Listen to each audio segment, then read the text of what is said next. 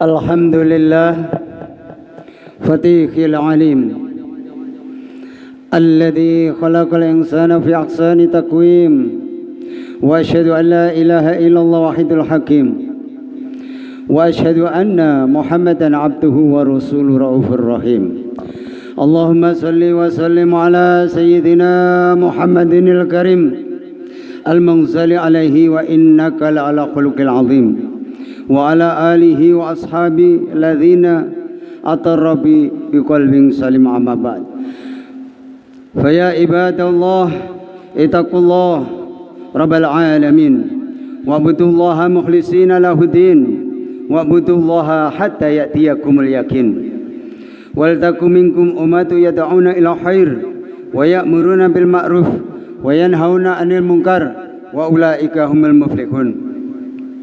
Hadirin jamaah Jum'ah yang dimuliakan oleh Allah Subhanahu wa taala, marilah kita tingkatkan takwa kita kepada Allah Subhanahu wa taala dengan menjalankan perintah-perintah Allah dan menjauhi apa yang dilarang oleh Allah Subhanahu wa taala, karena tidak ada keuntungan yang lebih besar melebihi taat kepada Allah dan tidak ada kerugian yang amatlah besar bila kita bermaksiat kepada Allah Subhanahu wa taala. Hadirin yang dimuliakan Allah Subhanahu wa taala,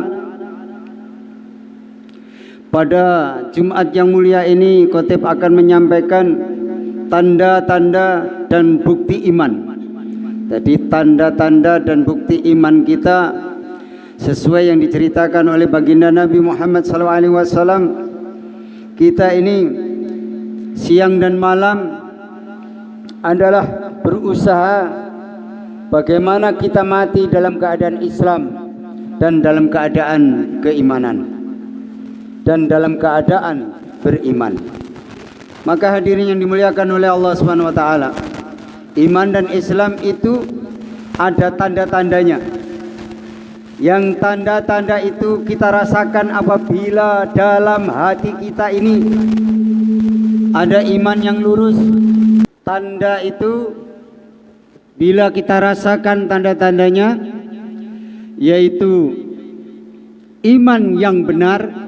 Di antara tanda-tanda iman adalah apabila kita mendengar asma Allah disebut, maka hati kita akan bergetar karena takut kepada Allah.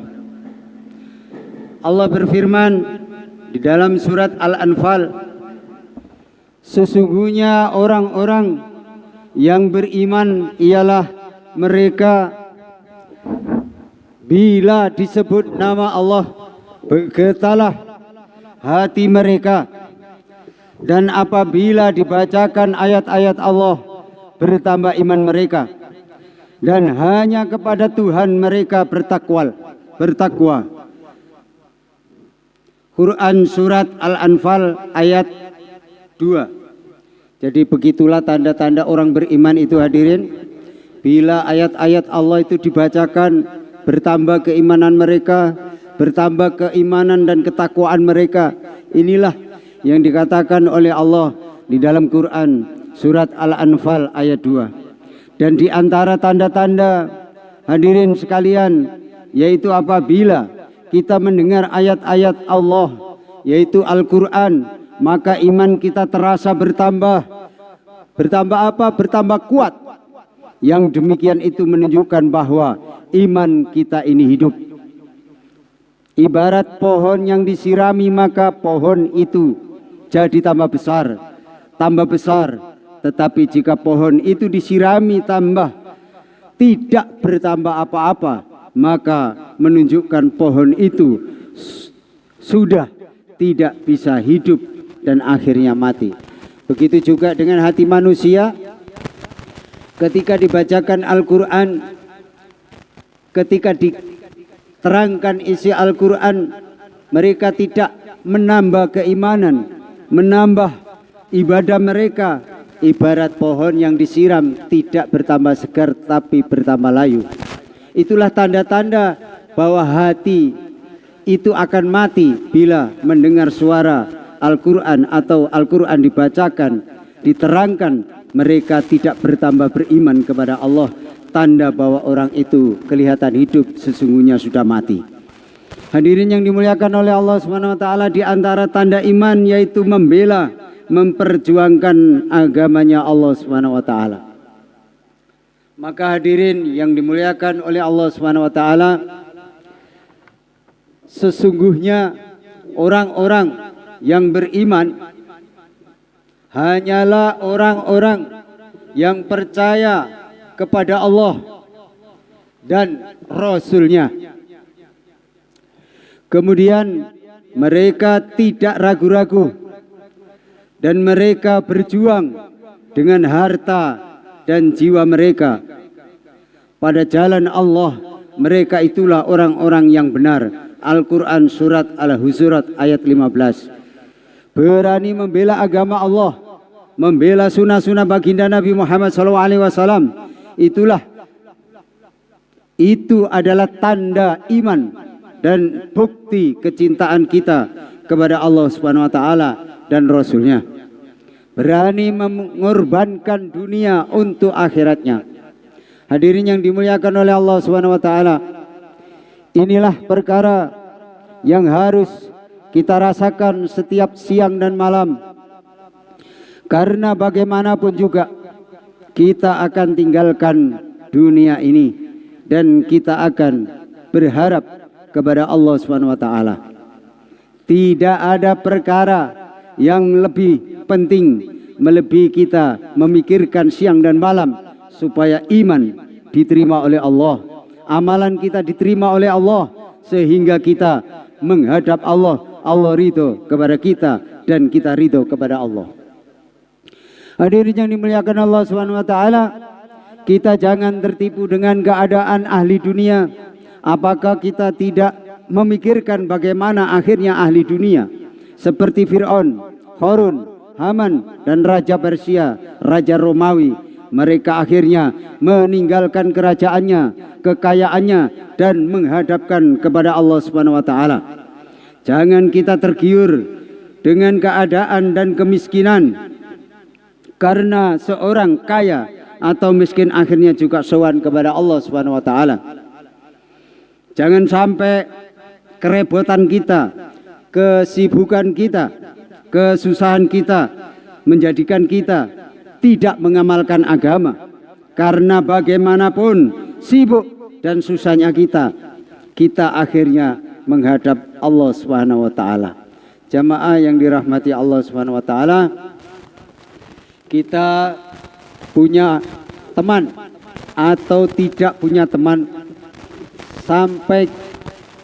jangan sampai kita meninggalkan agama karena kita punya teman atau tidak, akhirnya kita ke surga atau ke neraka. Hadirin yang dimuliakan Allah, bagaimanapun beratnya kita mengamalkan agama, jangan sampai kita tinggalkan agama. Karena bagaimanapun beratnya amal agama, lebih baik apabila kita dimasukkan nerakanya Allah Subhanahu wa taala. Inilah yang harus kita pikirkan siang dan malam, karena setan telah bersumpah akan merusak manusia, akan menipu manusia dari depan, dari belakang, sehingga manusia lupa kepada Allah, lupa kepada Rasulullah, lupa kepada kepimpinan, lupa kepada kehidupan akhirat. Inilah usaha setan apabila manusia lupa kepada Allah, akhirnya dia ingkar kepada Allah. Bila orang lupa kepada Rasulullah, akhirnya dia mencari panutan hidup yang keliru. Bila orang lupa kepada akhirat, akhirnya dia tidak ada persiapan untuk akhirat. Hadirin yang dimuliakan oleh Allah Subhanahu wa taala, tidak kembali kepada pedoman yang sesungguhnya yaitu Al-Quran, tidak kembali kepada amalan yang sesungguhnya yaitu amalan-amalan sunnah-sunnah Nabi baginda Nabi Muhammad SAW. Allah berjanji tidak seorang itu meninggalkan Al-Quran, meninggalkan nabinya, maka Allah akan menjadikan dia kebingungan di dunia dan kebingungan akhirat. Itulah yang disampaikan oleh Allah Subhanahu wa taala kalau kita meninggalkan Al-Quran, maka kita di dunia akan mengalami kebingungan dunia dan akhirat. Kalau ketika kita meninggalkan amalan-amalan baginda Nabi, maka kita akan dalam keadaan kebingungan hidup di dunia ini. Itulah yang harus kita betul-betul ingat dan kita renungkan. Bila kita tidak mengikuti ajaran Nabi, bila kita tidak mengikuti apa yang disampaikan oleh Allah lewat Al-Quran, maka hidup kita tidak akan mengalami ketentraman dunia dan akhirat.